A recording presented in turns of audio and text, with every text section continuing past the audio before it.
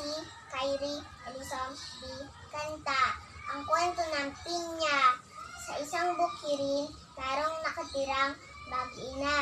Ito ay si Aling Rosa at si Pina. Si Pina ay may tamad na pang-ugali. Sa tuwing utusan siya ng kanyang ina, ang laging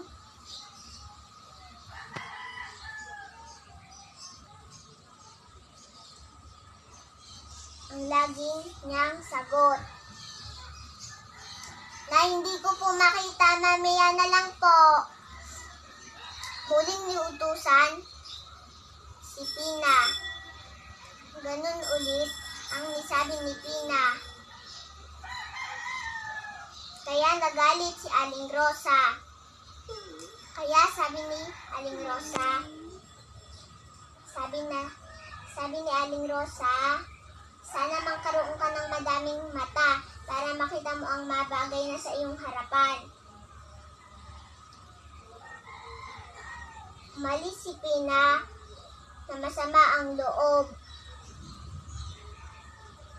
Kaya nang alala si Aling Rosa,